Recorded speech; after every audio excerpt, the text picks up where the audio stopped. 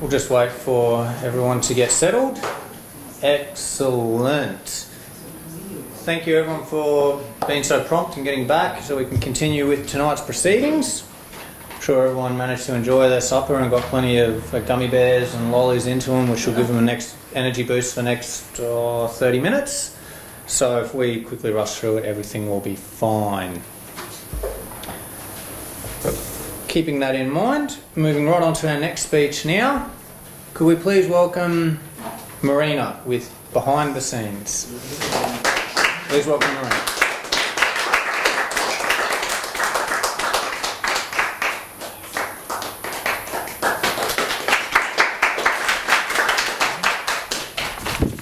Marina, Behind the Scenes. Mr. Toastmaster, ladies and gentlemen, fellow students. Coffee. Who here loves a good cup of coffee? Australia is still relatively new to the stuff, yet we love it, with the average Australian adult drinking 9.2 cups a week. We also quickly became snobbish about it and loved the personal connection of local cafes. A place to catch up and chat with friends, see the familiar face of their barista, and have a quality cup of coffee. Aussies can be very picky about their coffee. There's a good reason Starbucks didn't work here. Plus, it just didn't have that connection. If you were to ask me what my dream role in the future of this region was, I would without a doubt say I wanted to be that barista. To me, it's more than just a job. To me, it's a role behind the scenes, helping my community from the grounds up. There are many roles that happen behind the scenes. The stagehands, costumers, sound crew, etc., making sure everything is right for the actors to have their time in the spotlight, thanks to lighting technicians. There are the secretaries and assistants that get everything in order for the businesswoman. Not that those actors and businesswomen don't have jobs that are important and difficult too. It's just that they couldn't do it if it wasn't for the people behind the scenes. Making it happen. These roles are an important part of our growing community, and that's where I see myself being. I'm not cocky enough to think I'm as important as those secretaries and lighting technicians, but I am the person who greets them in the morning. I currently volunteer at a small coffee shack, taking care of it while I'm there, and to me, it's really fun. I serve so many different people, locals, tourists, students, people from the shops next to me, who I've grown to know, memorising their orders and talking with them, asking how their day was. I love the connections I make within my work, even if I struggle with them sometimes. It doesn't hurt that I also love making coffee. It makes me happy, and it's even better when I know I can make somebody else's day a little bit brighter. Whether from the caffeine to get their morning going, some coffee art, mine is still much in need of practice, granted, or just the fact I know I can make a killer iced coffee. There's something about the familiar flow you get into, knowing exactly what you're there to do, or sometimes not, depending on the order. I once found myself in the embarrassing situation of not knowing how to make a piccolo. The man asking for one was very nice about it and asked for an espresso instead. He then asked for me to top it up with milk. I laughed at myself when I asked someone later and realised he directed me in making a piccolo. When I do get things right though, it's a much better feeling. I remember when I was doing an introduction to coffee making course. We had to take the orders of the staff in the training office, make them and take them up to them, as I think is done in most hospitality courses. We also gave them a feedback sheet, where they could rate the quality of our service and, of course, our drinks. I couldn't stop smiling when the lady I made a latte for sent the sheet back with a lovely comment and a 10 out of 10. It's moments like that that really inspire me to keep going in this line of work. The director of the organisation I volunteer at is also very nice and encouraging, and she notices the dedication I have. Although she's not afraid to remind me we have paying customers and I have to be up to standard. I'm also very lucky to work at a lovely place that doesn't attract too many bad customers. People in local cafes, they fuel the community, they provide connections and communication, and they are a part of the team behind the scenes. The team I want to be a part of, and the team we should all appreciate. So, in conclusion, My dream role in this region will be working as a barista at that grassroots level in the ritual of daily coffee, doing what I love and hopefully passing on that joy to others around me. Mr. Toastmaster.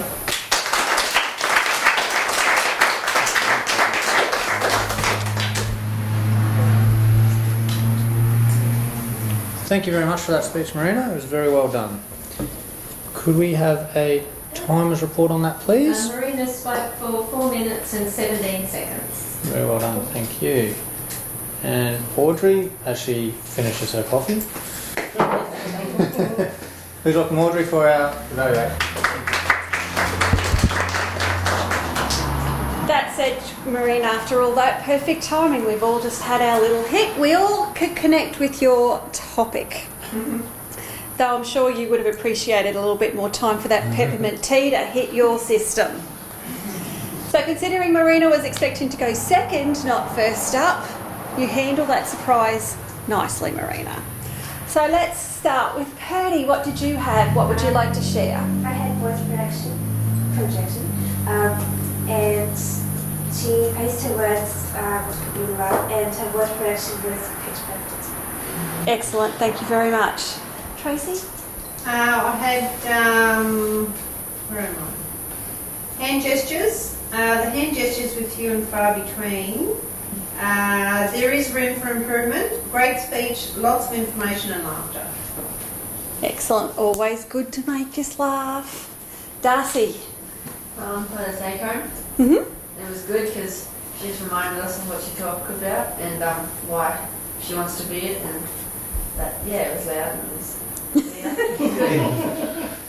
And it was after the light. What was our time? Did you just give that to us? 4 minutes 17. 4 minutes 17. See, I was busy writing. I've got stance. Thank you, Marilyn. Stance. And Marina's stance, she's got a lot of confidence in her body. You can see that. She stands tall and she's really there to give us a message. The only thing that I could see was the hands in the pockets, Marina. When you took your hand away from your pockets, you automatically gave us hand gestures. So if you can just wear something without pockets, you'll be right. No, very, I love the way you stand up straight, and most of the time you had your head up, you were projecting out to us. So well done. Excellent. It was really interesting, and when you look at it back, you'll see that when your hands came out, you just opened up, and all of a sudden the light was on, and it was beautiful to see. Ashlyn. I had was language suitable. Her language was suitable, and her sentences flowed. It was really good. Thank you very much. Can I ask Marina what she had? Did they have a connection with the audience? I don't know. I looked at this a couple of times. Did you feel connected? Yes. It's coffee, everyone connects to coffee. Even the tea drinkers get it. Nick. I had eye contact, and I feel that you had good eye contact about 3/4 of the time. So, just the whole time was good. Yet again, just that whole, when you know you're not, there's a difference between just holding the audience and looking at them and scanning them, knowing that what you're really desperately trying to do is get back to your page so no one notices you were reading. And you'll get there, because that's just all about practicing. And when you were there, and that's a good sign. Brianna. I had pauses, and I reckon that her pauses were really good. She gave us enough time to laugh at her jokes and also take in what she was saying. Don't be afraid to add a pause when you're starting a new point too. Like at the end of your introduction, just that little extra second pause so that we all know, righto, now we're into it. And that little extra second as you're going into conclusion, it just breaks it up, and so everybody knows that you've just turned the page. So that's all good. Natalie? I had vocal variety. She changed her voice so it went high at some points and low, which was really good. Yep. Don't be afraid to put a bit of craving when we're talking coffee, etc., etc. And just that whole, like when you're talking about greeting people in the morning, don't be afraid to use your hello, how would you like your coffee voice, which I'm assuming you have. Zach. I heard how did you keep the audience interested, and I thought with the constant like humour and the whole like relatability of coffee, the style was Beautiful, thank you. I just had the attention grabber, and I thought Marina was great with the single word, coffee, pause, rhetorical question, pause. So that was just a winning start. Yep. Excellent. Jeff. I thought confidence, and I felt that Marina had confidence. I can just imagine her standing there greeting the guests in the morning and projecting the confidence, and that showed through in her speech to us tonight. Yes. Thank you. One of the things, having done a few coffees in my time, one of the joys of being the person who makes the coffee is that you know without a doubt that everybody who's coming to you wants what you've got. Yes? It's one of the best things about coffee is everyone who comes to me wants what I've got. And you know what that has in common with public speaking? Is everybody in this audience wants you to do well. They want what you've got. So give it to them. Don't be afraid to. And basically my big thing was just a little bit more. I'd like a large serve next time, not the fantastic regular. Mr. Chair.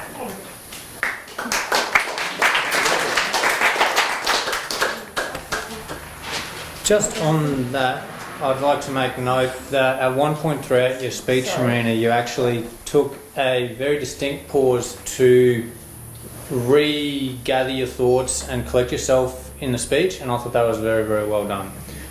Instead of using a filler word, you actually took time, took a breath, collected yourself, and then continued with your speech, which is a very good thing to actually be able to do.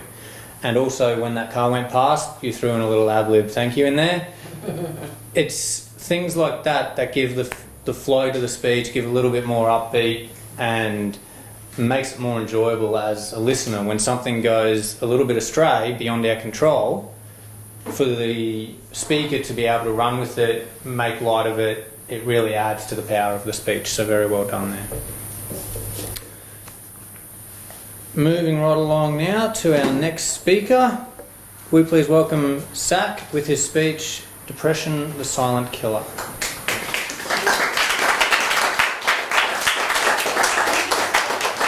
Oh, and swap. Come up while they swap. Okay. Mr. Chair. Zach, Depression, the Silent Killer. And just wait. Did one got a new one?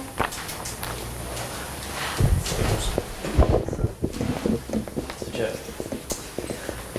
They are like a virus, easily contracted and very difficult to completely get rid of. Anxiety, depression, and stress. These are all emotions that we have felt at least once in our lifetimes, and I think we can all agree that getting through them alone is by far the hardest part, especially for young people. As well as our own family matters, school, which is as stressful as heck, by the way, and the very social structure that we as young people have created that puts us down for our differences can lead to immense amounts of depression and anxiety in oneself. As a matter of fact, 1 in 16 young people are currently experiencing depression. You see, this is where my dream role for the region's future comes in. Making people happy has always been one of the things I've strived to do in my life, and simply seeing someone smile brings me so much joy. Now, I'm not talking about becoming a clown, although that would be pretty sweet, actually, but a youth worker. Someone that these people can go to for help and advice, counselling, or just as a figure they can talk to. I feel as though this role in our region is needed more today than ever, with the amount of teens committing suicide each year being higher than the death toll on our roads nationwide. According to Beyond Blue, 324 Australians aged 15 to 24 died from suicide in 2012, in comparison to 186 road-related deaths in the same age group. It is our biggest killer. Not only this, but 1/4 of Australia's youth said that they were unhappy with their lives. Now, these statistics are quite shocking, and although I'm not talking about our region exclusively, there are undoubtedly a number of young people that have sadly fallen into these statistics, and lowering them should be one of our society's main concerns. It would be quite silly to say, I alone will bring down the suicide rate and abolish depression throughout the nation. But knowing that I am helping people from our local community get through their troubles and problems would be limitlessly rewarding.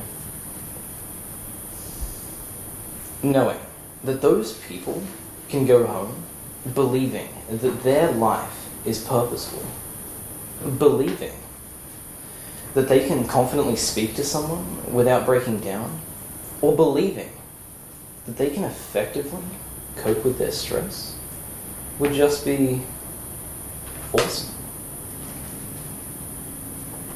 Being a youth worker, of course, does not exclusively revolve around counselling. For example, if someone of our youth was addicted to a drug, for example ice, since that's the latest epidemic in Gympie, they may turn to a youth worker for help with rehabilitation, as the aim is not to arrest them, but support them. This job not only helps our youth get through their emotional struggles, but helps them get their lives back together. These problems in our youth need to be addressed more as a whole in our community today, as the well-being of our society becomes a more prominent issue. I believe that helping address this issue would not only be extremely rewarding for me, but for those in our community that need help the most. So, if you are ever experiencing depression, anxiety, stress, or heck, a drug addiction, just think about who you will go to for help and whether our region can truly cater for those needs. Mr. Chair.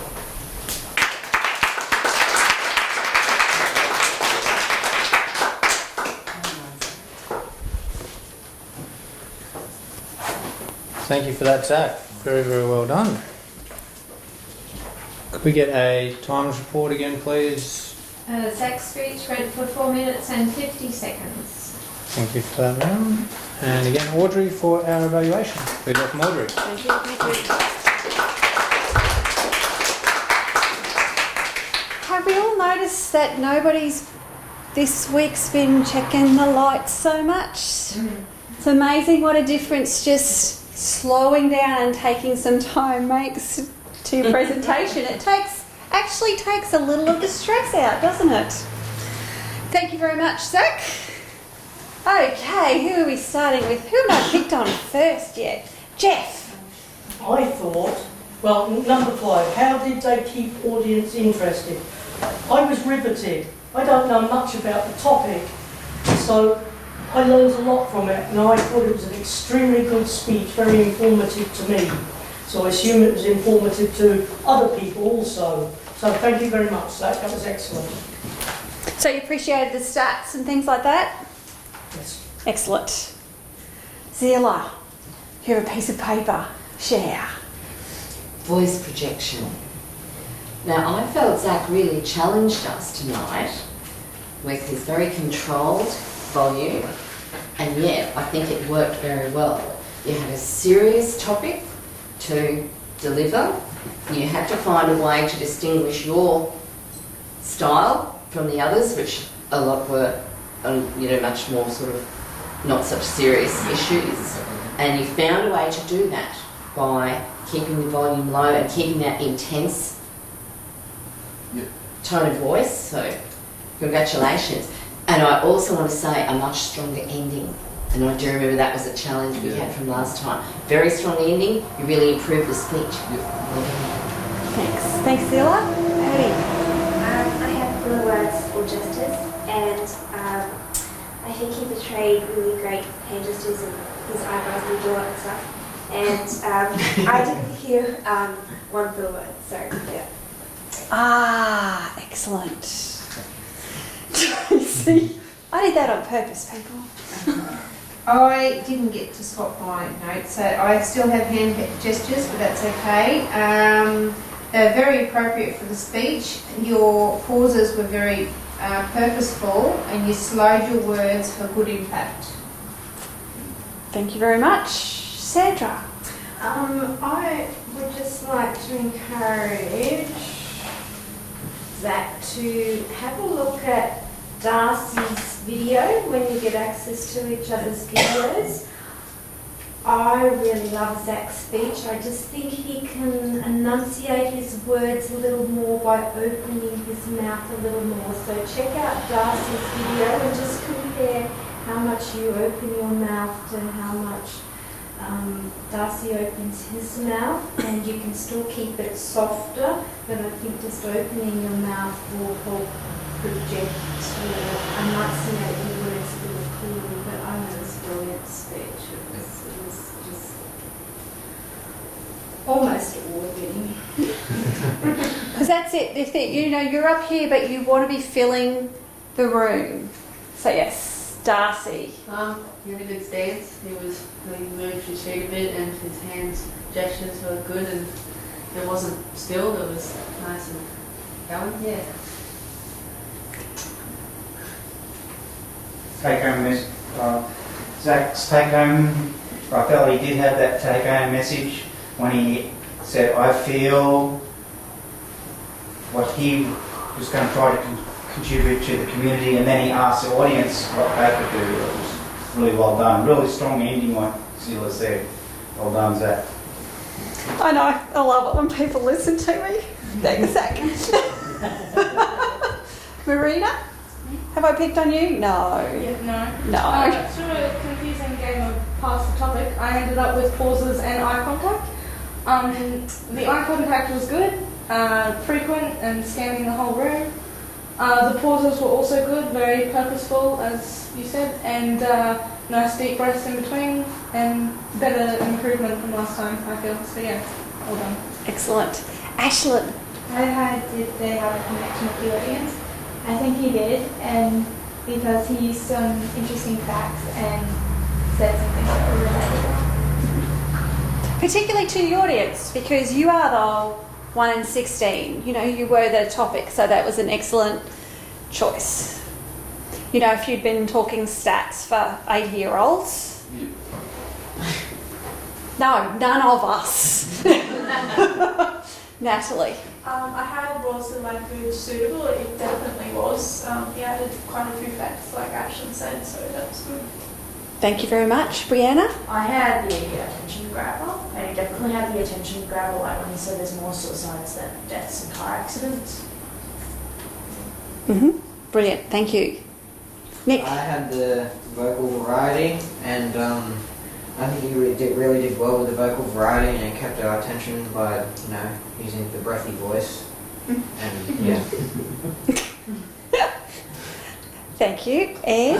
I had confidence, and I thought Zach's confidence was obvious tonight, and I think it came from knowing a lot of his speech, so he had a good familiarity with where he was going all the time, and it also came across in a very considered tone, you know, that, like, so that confidence translated into almost sounding like an expert or whatever.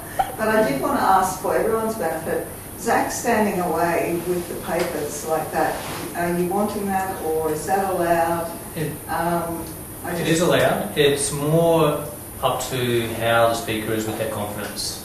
Something that I was actually going to mention as a point. With that, Zach, you would have actually benefited a little bit more by putting the paper on the lectern because it restricted your hand movement with that hand. So the power was there, the knowledge and the knowing of your script. So if you had the paper sitting away from you, even in a larger font, so you can still reference it, but it opens you up to be able to get a little bit more involved in your speech because you're not holding it close to you to try and... So, yes, if you're feeling comfortable to stand away from the lectern, I prefer to do it, so it is again up to the individual person, but it does portray confidence because you're not then sort of hiding behind the lectern. So, yeah, if you have your speech a little bit away from you, you can actually open up your hand gestures a little bit more. I thought you used it in a controlled manner, like you weren't hiding behind it. You managed to make it look like that's part of your sartorial style. But I did wonder... Authoritative stance. But I did wonder if it was also, if I'm holding this, it's stopping me flapping, which if that's what you need to do to control something, then that by all means. The first two words I wrote on my piece of paper were David Attenborough. Because you had this strong, it was that expert, there was an expertise and an authority to what you said and the way you said it.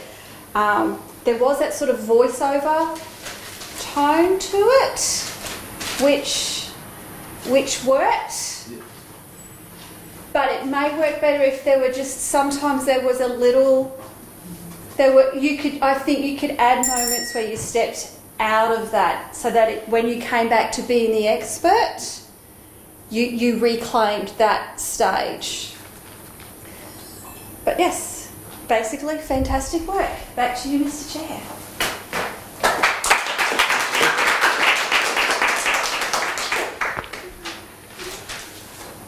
Do we get to swap our papers first? Yes, please swap your papers.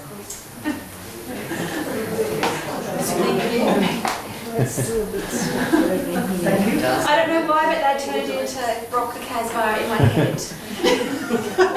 So next time we go through this process, we'll actually have music going, and when the music starts, you have a certain period of time. When the music stops, you have to find your chair again. Give one to Tony. Just as a final thing on that evaluation, which I noted, it comes down to how you want your speech to come across and what your objective is of your speech. I felt that it came across as very much an educational speech.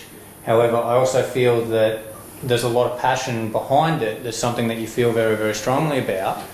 So you have the capability to actually bring that passion into the speech, use your vocal capability to really emphasise the points that drive home that passion and that drive to help the local community get behind all these current events and actually make a genuine difference to the local community.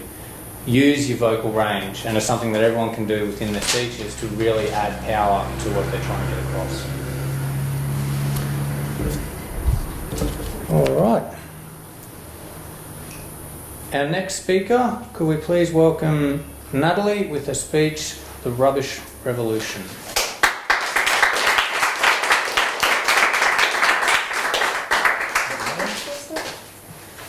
Natalie, The Rubbish Revolution.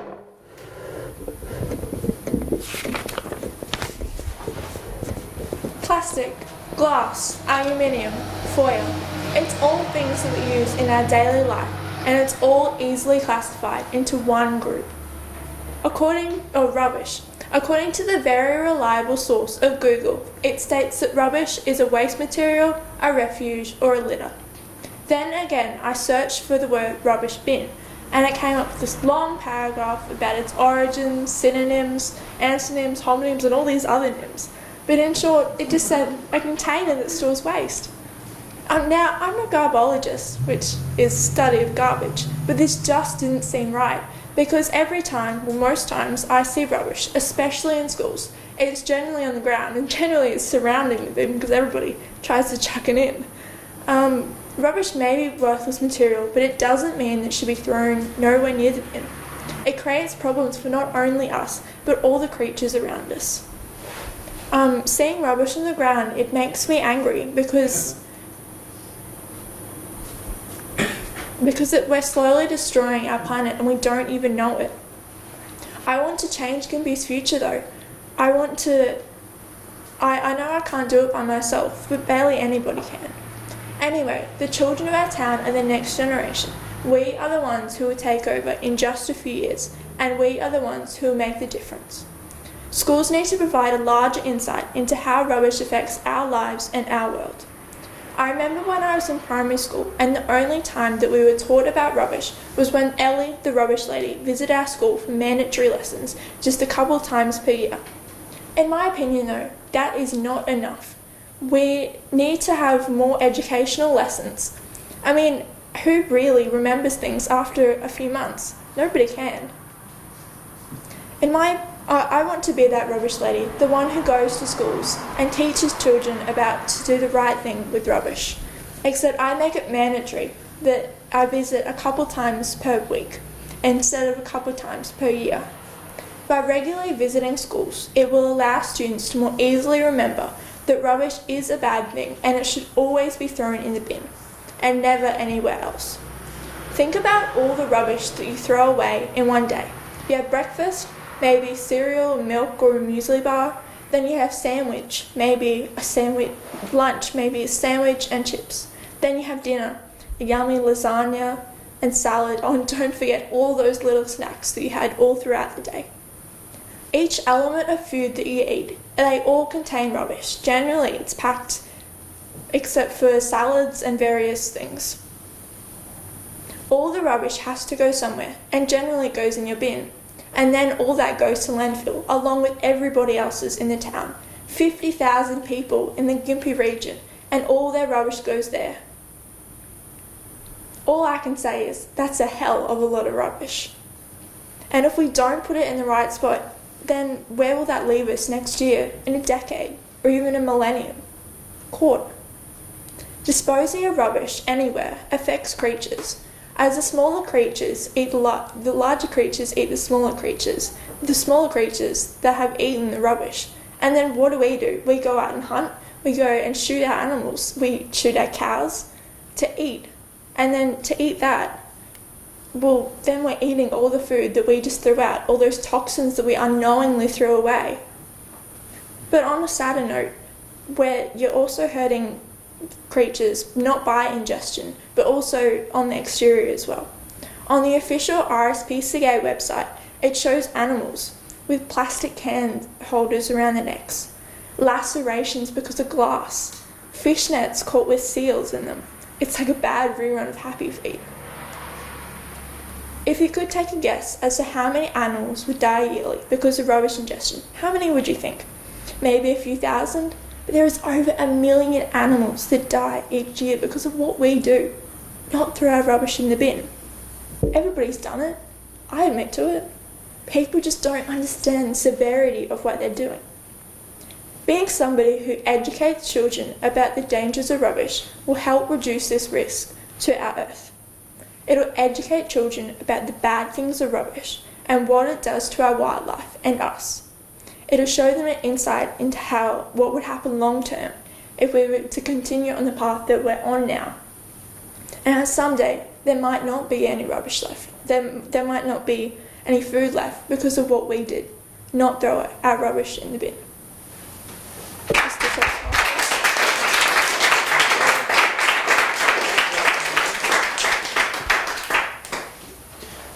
Thank you, Natalie.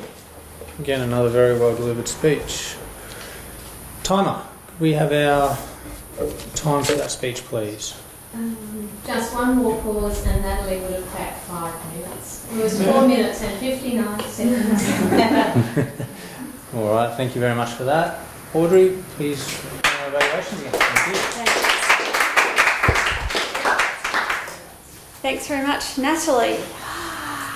Darcy, we're going to start with you this time. Alright, my voice projection, and she projected her voice very well, and it was loud and it was clear, so everyone could hear it.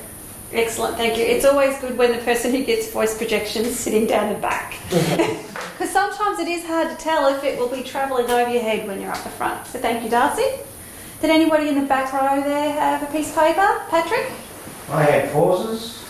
I felt, Natalie, you were very fast at the start with your speech, but as you went through, I could feel that you got more confidence within your speech, and you slowed down a lot, and the audience could go on that ride with you with that speech that you delivered. Well done. Thanks, Patrick. Tony, I hear you have a piece of paper this time. Yes, and it's filler words or gestures. But you know, I forgot. When she started talking, I forgot what I was supposed to be looking for. I was so interested in the subject matter. See, one of the joys, one of the many skills one can learn at Toastmasters is how to listen. So Well, you'll have to come back, Tony. Well, I do have something Yes? to say. Is that it was so captivating that I didn't really have to worry about whether she had good gestures or whether the filler words. It was very concise. The thing that I did notice, though, is that when she started, I'm sorry, what was your name again? When Natalie started, a pause just before she started, because I've been noticing how powerful the pauses are. But Natalie got up there, she started straight away, and you think you started with statistics. I think that you could really, and you've probably got the confidence to do this, you could really make the audience go, what is she going to do? That book pause and then deliver the statistics, and you'll get everyone's attention. That's the only thing that I would like to add to that. Filler words and gestures. Thank you very much. Actually, yours was the speech. You had that. You started in the Mary River last time, didn't you? That was yours? Yes. I really enjoyed that. So yeah, that I actually really enjoyed the Mary River, the big picture of the beautiful serene river, and then we looked at the bottom and it was full of rubbish. So yeah, you get to choose how you like to do it. And congratulations on making changes though and trying. It's not that it was better or worse. It was different. So yeah, Ashlyn. I had take-home message. Yeah, strong take-home message because she sort of engaged the audience for saying we and our. Yeah. It was very inclusive. Yes, thank you. See, we all notice these things. Marina. I had hand gestures, and I felt they were very good and related to what she was talking about, and they were very consistent throughout the speech. Excellent, thank you very much. Nick?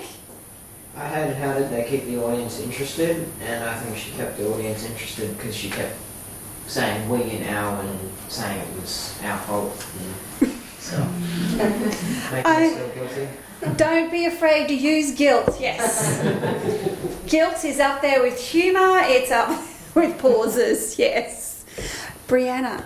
My topic was the language suitable, and for Natalie's topic was very suitable, language that she used.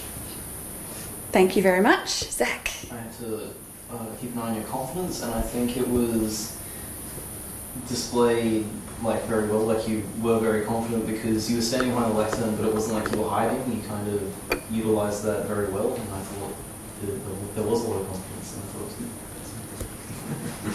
Thank you very much, Zach. Anne? I had a tension grabber, and Natalie started with 4 words and a pause in between, and I thought that was nicely done, followed by a full sentence. And I don't know, no one said it yet, but I thought Natalie was really quite outstanding with her facial expressions. We've been talking a lot about gestures, and the intensity and the passion with which Natalie spoke certainly increased as she went along, but she really had a really engaging facial expressions. Made it very genuine. There was a lot of Natalie, and it's really let us see that Natalie really believes in what she's talking about, and that was fantastic to see. Please note that this was a speech, this is the second speech I've heard about rubbish, and can I just say that they have both been really interesting. So yet again to me, proving that it's how you say it sometimes, it's how you talk about your subject, because hands up anyone who thought rubbish would make an interesting speech. And it totally did. So yes. Jeff. Vocal variety, excellent. the cadence that she used to modulate her speech and so on was excellent, and the presentation was very audibly good, that we could all understand and hear her. Thank you. Zila? Stance.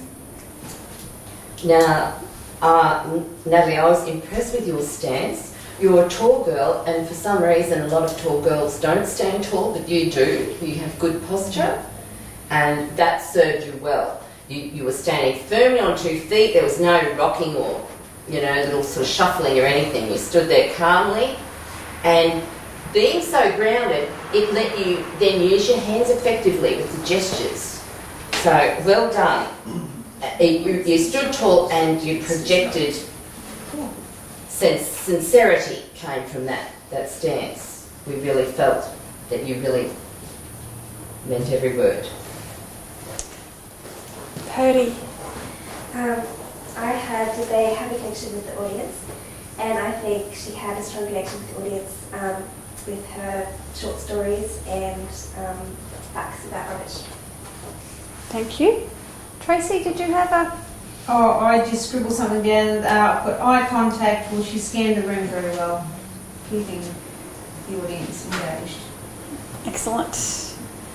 Can I just snuck over to see Natalie's speech, because Natalie, if you go back and watch her on the video, she had a perfect balance between notes and looking up at the audience and interacting with the audience. And Natalie admitted she just had notes. She didn't have her speech written out clearly. I expected to see Natalie's speech written out in big bold print to get that balance of looking down and interacting with the audience. But Natalie only had notes, so very well in tiny font too. So it's good to have youthful eyes that you can see. Yes. But, have a look at Natalie when she presents on the video, when you can get access to her video, and just it was a really nice balance of referring to the notes and interacting with the audience. And you can do that if you have your speech written out also, with a little bit of memorising.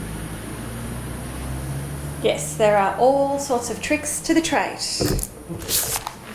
Mr. Chair.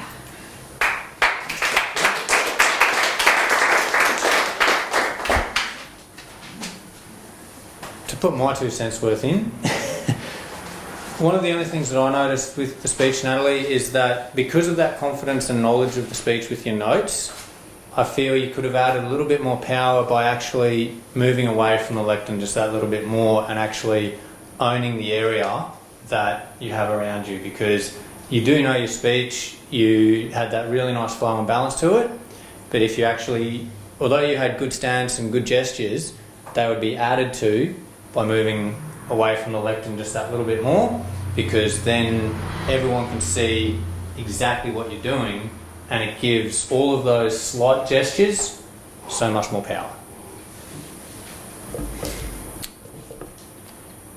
So all in all, again, a very well done speech. Our next speech this evening, could we please welcome...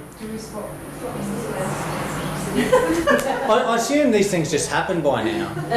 Protocol, procedure, it's just a natural progression. Assume nothing. Yes, you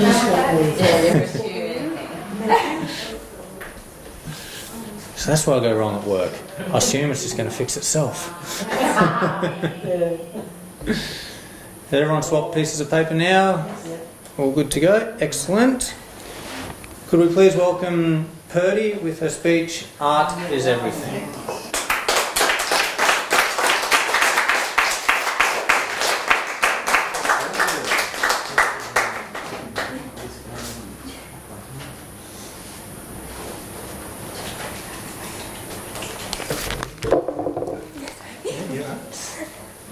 Purdy, art is everything. For you.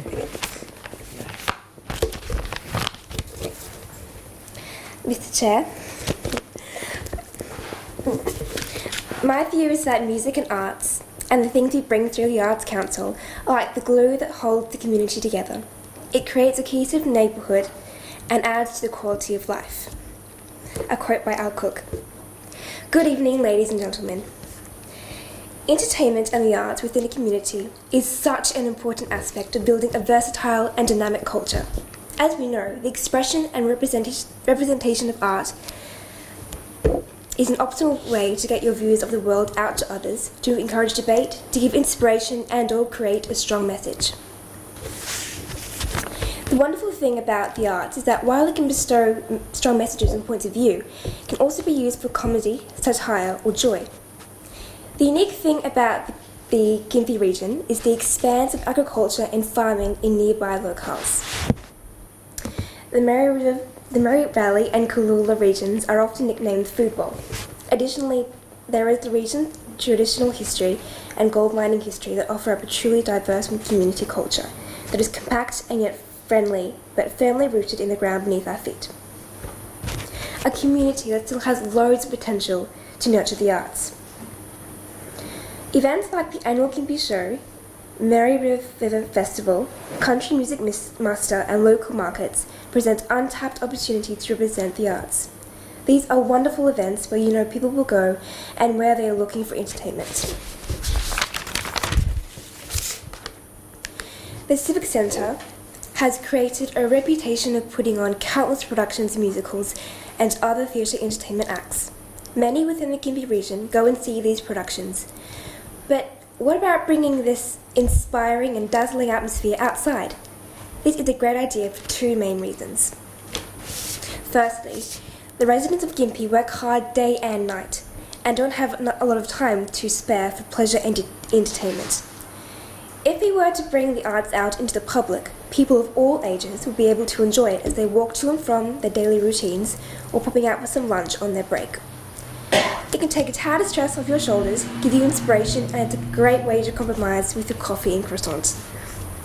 If you're having a bad day at work, let's face it, we all have one of those, the entertainment on the streets are sure to make you smile and make you feel motivated as you walk away and enter your store. Secondly, even though productions represented at the theatre don't cost you an arm and a leg, if you have a large family or you're going through a difficult place, you'll be blessed to know that you can get free quality entertainment for you and your family out on the streets of Gympie.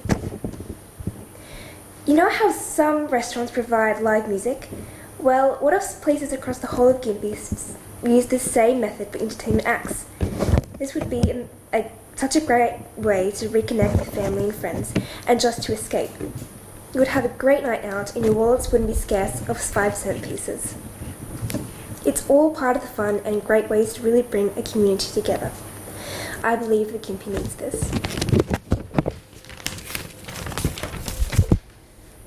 I'm fatally passionate about the arts and I dedicate my life to it, though I'm also very passionate about being amongst a vivacious community.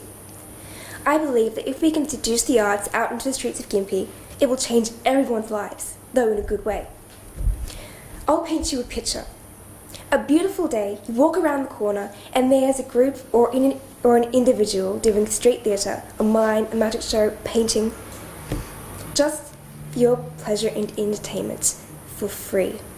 This is my dream role within the Gympie region. Creativity and imagination is the core of all arts, and if we were to bring that into this town, just stand back and watch Gympie transform into a lively and exciting atmosphere. Let me put your minds at ease. The world without arts is just, Mr. Chair.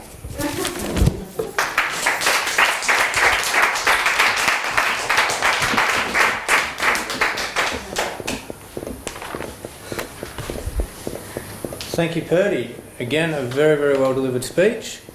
And could we have the time for that, please? 4 minutes and 27 seconds. Excellent. Thank you very much. Audrey, please run evaluations again. Thank you.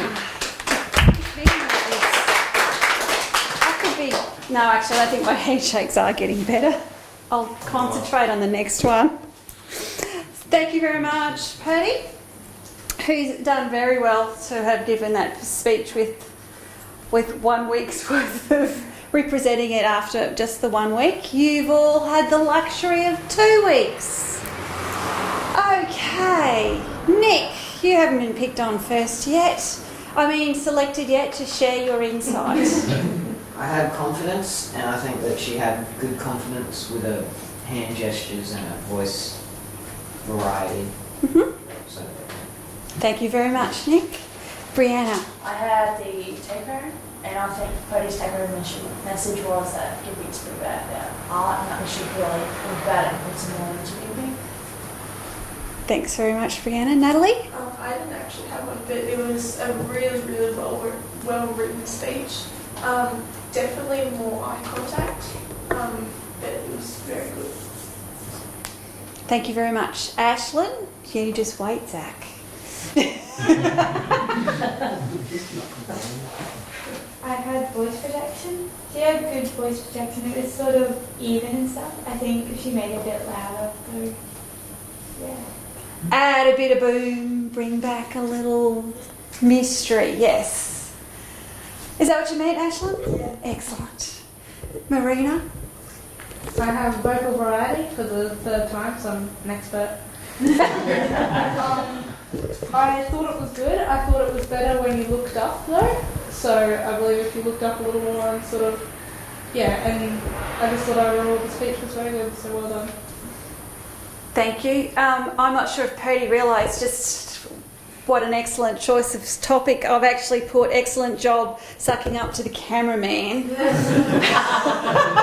who not only runs this, looks after the Civic Centre, but takes art and art out into the community, etc., onto the streets. I'm like, excellent, you could get a job out of this, Purdy. So maybe have a chat to Tony afterwards.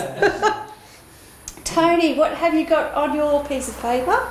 It was language suitable, and she talked about Civic Centre, she talked about arts. There's nothing unsuitable about that. So, I thought it was full of images. That's the one thing I liked about your speech, is that you painted a picture of imagining coming around the corner and seeing performances and so on. So I think that was great, full of imagination. Excellent. Just be careful when you're trying to learn your speech off by heart. Sometimes what's really easy to read is harder to memorise, and sometimes every now and then you trip over. Like, I'm sure you have no problem saying vivacious, and it's probably a word you use in your normal conversation, but when you're trying to read, sometimes you trip over those bigger words. So it's just something to be aware. I think vivacious is an awesome word, and it should be used more often. Darcy, got any vivacity for us? I don't know what that means. Trust me, you do. I had filler words and gestures, and there were pretty much no filler words except for at the end. But I don't know if it's a filler word if it's the last word. But man. And then gestures. She was definitely moving her hands, but it was a bit behind the lectern. But her head made up for it because there was lots of nodding. And so it's something to be aware, particularly as potentially our shortest contestant, that for you in particular, that sometimes the lectern felt like we couldn't see over it and that you were looking over the lectern, whereas those of us who are particularly tall, just do it with ease. So yes, just if you like, I can bring a chainsaw in for the... Isn't it adjustable? That's as good as it gets. That's as low as it gets. Patrick.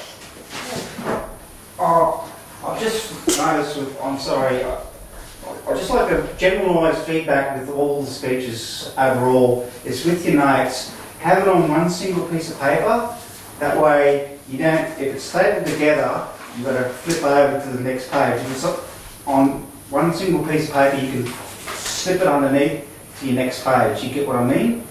You're not distracting with the flipping over the pages if it's stapled up the top. That's a good thing that we've learnt through Toastmasters with our notes. It's something I've noticed a few tonight have done. So just a general overview of notes, that's all. One of the many fallbacks to having to have notes for your speech is that they do tend to get in the road. Sandra. Can I just comment? I noticed Purdy had handwritten her speech. What a brilliant idea to help memorise your speech and clarify your thoughts. With computers, we can quite easily skip over things, but handwriting them out helps you learn and remember and clarify your thoughts. So well done on that. And I know there's highlights to breathe and slow down and all that sort of stuff. So that was really good. In contrast to what Darcy said, a lot of head gestures. I felt there was a head gesture. It was quite a melodical musical presentation with the head bobbing on every word. So we just need to make it a little less musical. Yes, you want these things to be a highlight. Tracy? Yes. Did Purdy have a connection with the audience? Great quote to start with. The greeting the audience was fabulous to grab their attention. Great information with facts. Could have slowed your speech a little for impact. I enjoyed listening to you. You remind me of a singing bird. Your last sentence impacted well as well. Excellent. Zila? Natalie made this point, a bit more eye contact. Yeah. But as you get more familiar with the speech, you'll be able to look up more and to sort of look across at the audience. You may have missed the speech where we said this is the space to get everything you can wrong. And, you know, not that you're saying you got everything wrong. Yes, I know. But it is the space, and that just every time one of us, somebody mentions something that we could do to get better, remember that's making everybody in the room better too. Jeff? Attention grabber. Yes. Yes, she was. I'm a lover of theatre, museums, art in general. My wife and I go to Sydney and Melbourne and try to do the shows and that. And only recently we were at the theatre to see The Sound of Music. And I'm a real enthusiast. And Purdy put it over very well, I thought. And she enthused me, which is not easy to do sometimes. Anne? I had how did the speaker keep the audience interested. Purdy's got a lovely modulation to her voice, which was interesting. She used a lot of rhetorical questions. She used lots of local examples and then made suggestions to improve the local area, so that really engaged the audience. And also the imagery that was mentioned at the back, I'll paint you a picture. Yeah, she constantly did create images in our mind, and that's great. Thank you. Zach?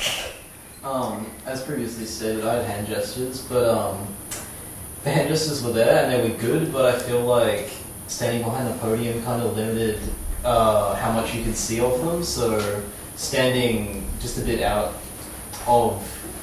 Standing a little bit away from the podium would allow you to fully use the hand gestures to the best of your ability, I guess. Greg has a piece of paper. Ray. Ray. Yes. I'm not very good at lip reading, apparently. Ray. I've got stance, and following up on Zach's comments a lot, she had a very good stance, but you were behind the podium. So you were very expressive with your head, with your gestures, with your hands, but you were about as tall as me, so nobody can see you behind the podium. So if you step out to the side, you'll become really mesmerising as you include your stance as part of the whole speech. So well done. And as all of you who've done table topics, there's a difference to the way you speak when you're seating like this than like this, isn't there? You just have you have a natural flow because you don't have normal conversation standing behind a lectern or with a notepad. So well done, Purdy. Thank you very, very much. Mr. Chair.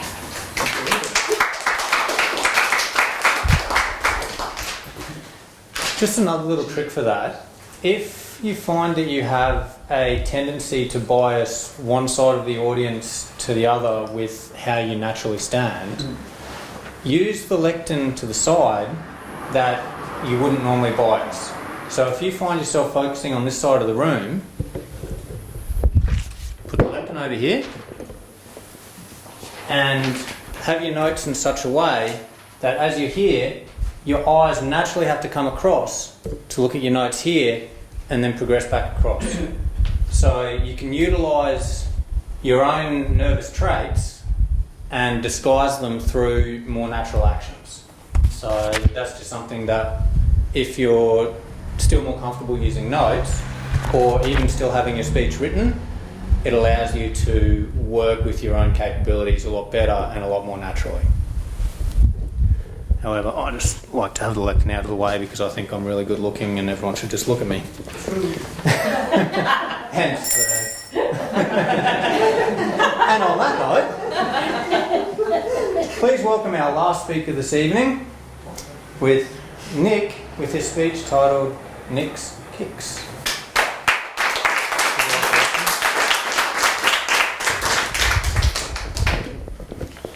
Mr. Chair. Nick with Nick's Kicks. Did you know that the average person spends 4 years of their life looking down at their cell phone? That's 1,460 days, or 35,040 hours. So many of us, when we're especially as teenagers, when we're supposed to be growing and exploring, are inside bored. So when I looked up on the internet top 10 exciting things to do in Gympie, 2 of them were go to the museum, 2 of them were art gallery, 1 was hair and beauty, and the other was the bowls club. Now don't get me wrong, I love hair and beauty as much as the next guy.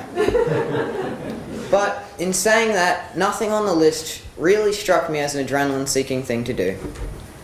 My dream role in our region's future is to offer an outdoor adventure business to inspire kids to be healthy and active, to get kids, teenagers and adults to engage in everything from rock climbing and camping to piloting a glider and skydiving, to give this region an exciting reputation. I'm in grade 10 and let me tell you something I've learnt about teenagers. They are not, at the moment, proud to live in Gympie. I don't want people to think, oh, you come from Gympie? Poor kid, when I told them I'm from Gympie. I don't want rugby and soccer to be the only socially accepted actual sports in Gympie and no one to think of stuff like mountain biking and motocross and water skiing as sports just simply because they're not competitive.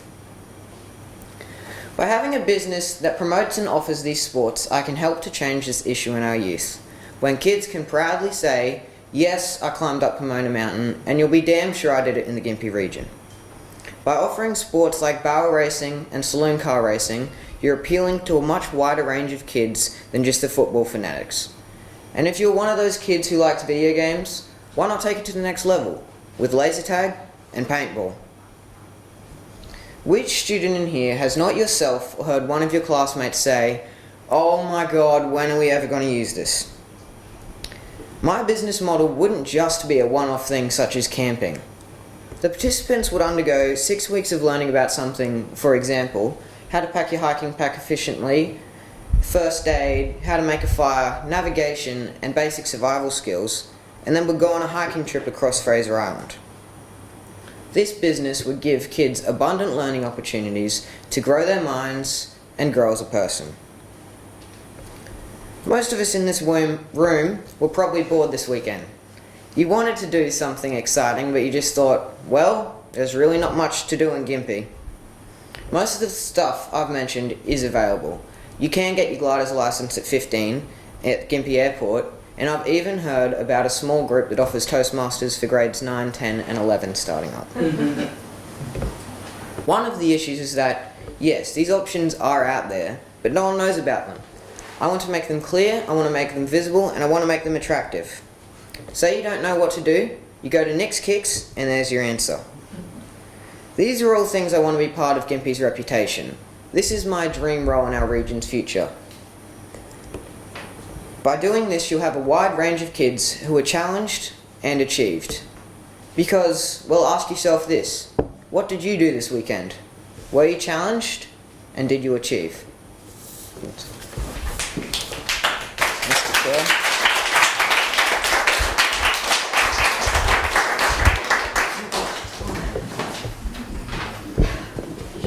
Thank you very much for that, Nick. Something I can definitely relate to there. Timer, could we please have a report on that? Nick's time was 3 minutes and 40 seconds. All right, thank you very much. And Audrey for the evaluation again, please. Thank you, thank you. Yes. Okay.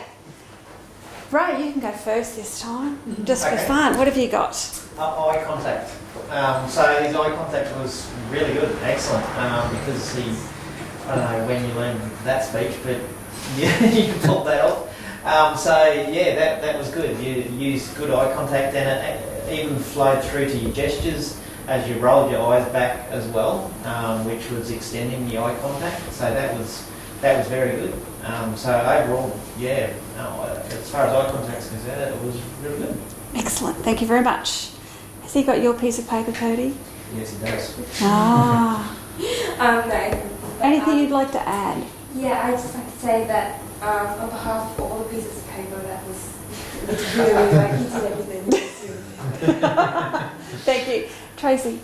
Yes, I've just got that, I've got his stance. This is a stance with confidence, but I must congratulate you. That speech was 100% on your last one, all round. Thank you. Yeah. Zila? Did they have a connection with the audience? Now, Nick established a strong connection with the audience right from the outset. You owned the space very assertively, and we all felt quite relaxed and expectant because you led off really strongly. You did lose a little bit of steam towards the end, and I think, that anxiety about the speech being long enough is taking away from your sort of, your energy there. The obvious things that came into my mind there were often when vandalism occurs and things get smashed up, people say it's because there's nothing for young people to do on the weekends. So you could build that into your speech by saying that Nick's kits will be really beneficial for the region because you'll be challenging young people and they'll find more appropriate things to do. And if you could elaborate a couple of sentences on that, I think you'll get over into your 4 minutes plus. Yeah. And also really give a strong rationale for your business apart from, the fitness and all the other sides, aspects to it. Is sort of like that socially, or what's the word? Social cohesion. You'll promote social cohesion by keeping young people occupied and productively occupied. Thank you very much, Zila. Jeff? How did they keep the audience interested? Very well, because we were all teenagers once. We were all bored out of our brains at occasional times, and the speaker put forward many numerous ideas of how to get round that. And I thought he put his point of view over extremely well as to how he was going to lift the game for all the youngsters. And I thought it kept me especially, and I think the rest of the audience, really interested. Yes. Thanks very much. Anne? I had confidence, and someone has already said how Nick's confidence has improved. It definitely has. He really, and his stance and everything about his presentation, was a confident presentation. And I think he spent a lot of time giving us eye contact and rehearsing it in that sense. And the only weakness was to perhaps elaborate on quite a few of your examples to get to that time limit. But the confidence and the time spent on learning your speech, well done. Thanks very much. Zach? I had the attention grabber and your statement fact about how we spent 4 years on our phones. I thought that was really good because it made everyone think like, wow, do we really spend that much time looking at our phones? And I thought that was really good.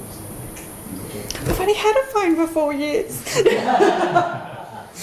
Natalie? I had the take-home message. It was really good how he had the rhetorical question at the end, so you could just keep on guessing like what the answer would be. Thanks very much. Brianna? I had the hand gestures, and I didn't see hand gestures. Yeah, one hand on the podium, and I thought, maybe he'll use his other hand, and he didn't. I was like, just get there. So basically, more Nick. Ashlyn. I had voice projection. His voice projection was good, and he was like loud and proud, so he was good. Excellent. Marina. I had vocal variety, I guess. Wow! I should get like a degree or a ribbon or something. But the vocal variety was good. I thought it was clear and easily heard and good variation. And also, I was on my phone when you started. I was texting my mum, so I felt efficient. Thank you. It was very good. Ah, relevant. Good work. Tony. I'm still hanging on to was language suitable. I guess I think that it was great. It was like spoke the language of his age group for relating, finding the things that relate to, like even speaking to an audience, as though he's speaking next week to the teenagers in the audience. I thought that was very smart, very clever. Well done. Talking to your target audience. Well done. Anybody else got a piece of paper? Darcy, by any chance? I do. The filler words and gestures. And there were no filler words, I don't think. And his gestures were good. Yes, there was lots of head nodding and just it was loud, so it was easy to, yeah. Excellent. I thought this week you were very, very professional. Was probably the big thing, but I did kind of miss that there wasn't as much Nick in this one. So don't be afraid to do both. And one of the tips is like when you're talking about we and the world in general, you can be very professional. But anytime you come back to an I statement, like this is what I'd like to do, or this is why I want to do it, don't be afraid to get more you. To help with his time, I felt you could emphasise back in conclusion, say, and emphasise your main points again in your speech. So when you're near the end, you go in conclusion, or it's another 2 words at least. Or sum up your whole speech and drive home your message, and that sort of last your speech a little bit. The big tip there is that you've all got a word count for the speech you just gave. So if your time was good, that's probably the word count you want for your speech for the competition. If you're a bit short, add some more. So if that speech was 340 words, make your next one 440. It's only another 100 words. But yeah, exactly. Well, so you can, but you know what your speech, what your rate is. So you just add some more because we want more, Nick. Oh, now we're not finished. They're not ready. We're ready? Excellent. Thank you very much, everybody.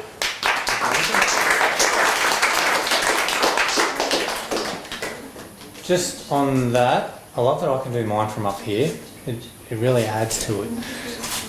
With the content of your speech, it is something that's very, very relatable, not only for your generation, but even for myself at 27, they're things that I look for in the area to try and do. Like, it's something that a lot of people can relate to, so build on your own personal experiences.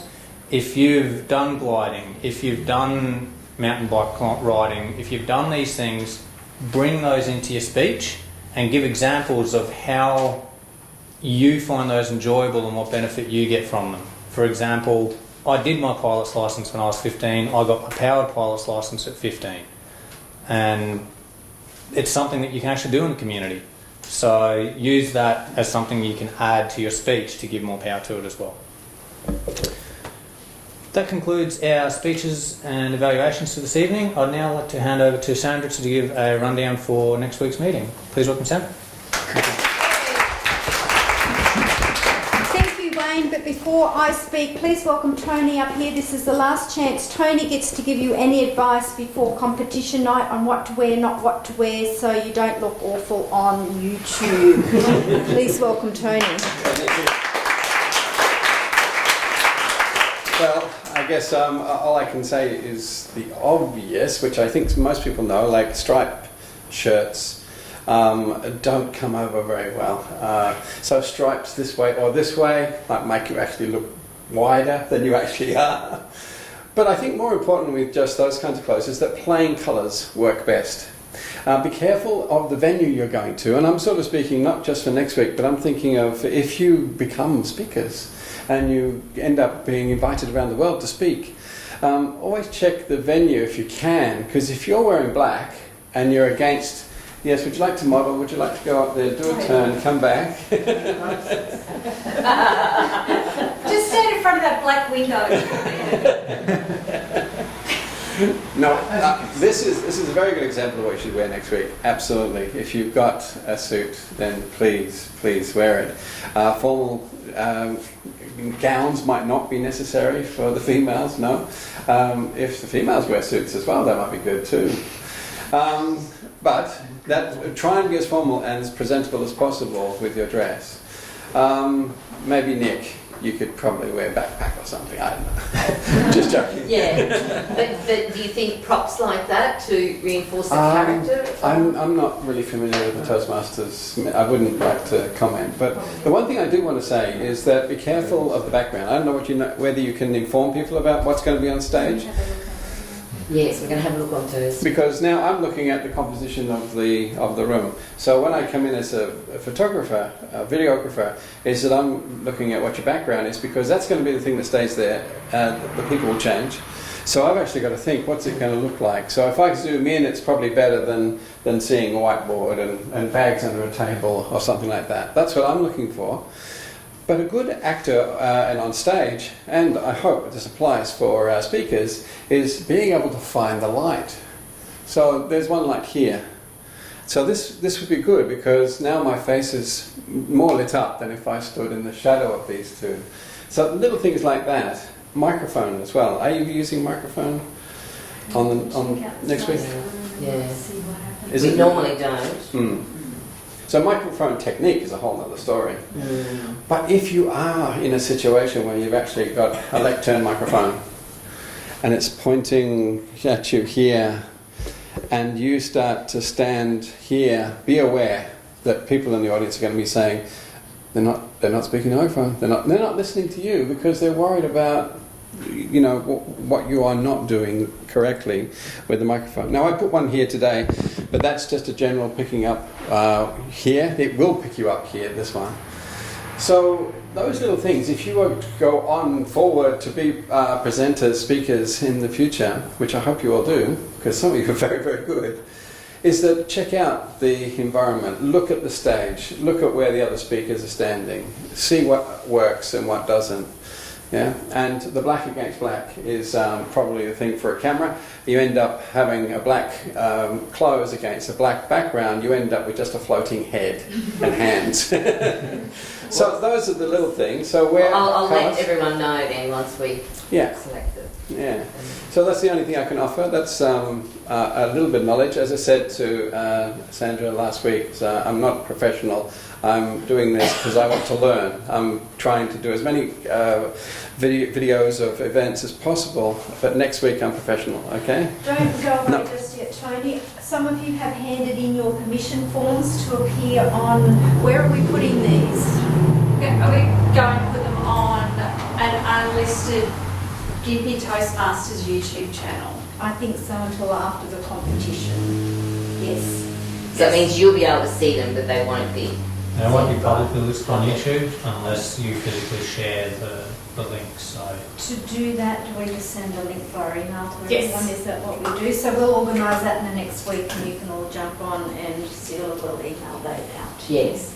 And I'd like to recommend you do look at yourself, even though we always think, we don't look as good as we'd love to or whatever. But Wayne and I were competing in a Next Level Up competition a couple of years ago, and he took a video of us on a GoPro, and we're actually able to see a lot of those nervous mechanisms that you're not aware of while you're busy delivering all the speech. I think I've still got that on YouTube. I'll find a link for it and email that through or forward so you can see an example of the speech I did if you like. So. And I know that I lose points because if I'm nervous, I'll sort of, like grab my clothes or that sort of thing. So being able to just stand calmly is a great thing. Some of you are very good at that. Please thank Tony. Thank you very much. Thank you.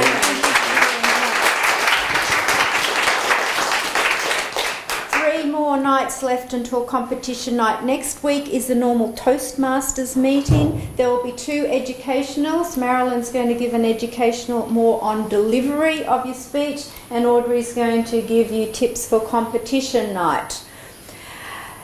Then, yes, What's that topic? your topic will be given to you next week after we chase the mayor up.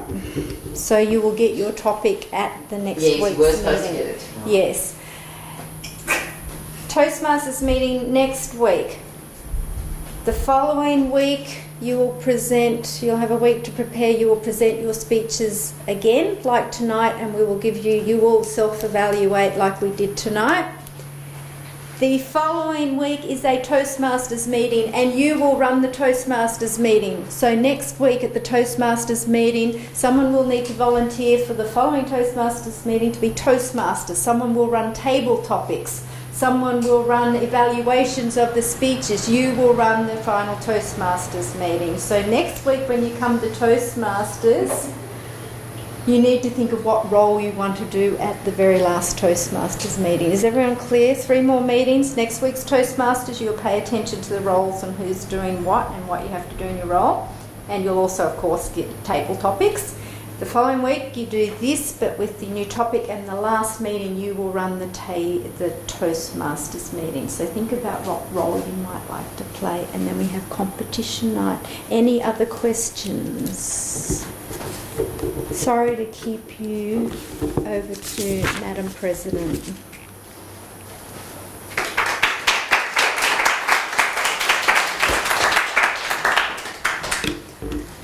Well, that was a lot of listening, but I can honestly say it was pretty pain-free listening. We saw a lot of progress from all the speakers from their previous speech, from their previous delivery of the same speech, and it showed me that a lot of research, reflection and thought has gone into fine-tuning the presentations, and they were all noticeably improved in quite a number of those areas that we were focusing on. So congratulations to all participants and all the lovely people, parents and friends and teachers who are supporting them. Sandra said to me when she persuaded the club executive to embark upon this adventure, that it was a wonderful thing, that in a previous club she had seen young people make progress as speakers, and it's interesting how even in the very long term, when those young people make their own path in life, and whether you become a speaker or not, if Marina gets her destiny to be the barista behind the scenes, that creates all these nurturing environments in which wonderful conversations take place and creative ideas are born, we all still use those skills of being an eloquent speaker, and they will never, ever be wasted. Now, Sandra has given you the lowdown on what's coming up, and I think in a way it's going to be a nice, relaxing week for you, because all you really have to do is just reflect on your evaluations from tonight, and then when you get the new topic, you'll be ready to apply those understandings to that topic and make sure that you're hitting all those areas that people have addressed. So congratulations, and once again I'd like to very much thank all the members of Gympie Toastmasters for the big effort that you're making, and also Dan for coming along early and helping set up the room, supporting Marilyn, who's acting as Sergeant at Arms. So it takes a lot of people to put something like this together, but we do appreciate your dedication and your continued participation. And I will see you all in 1 week's time. Good evening.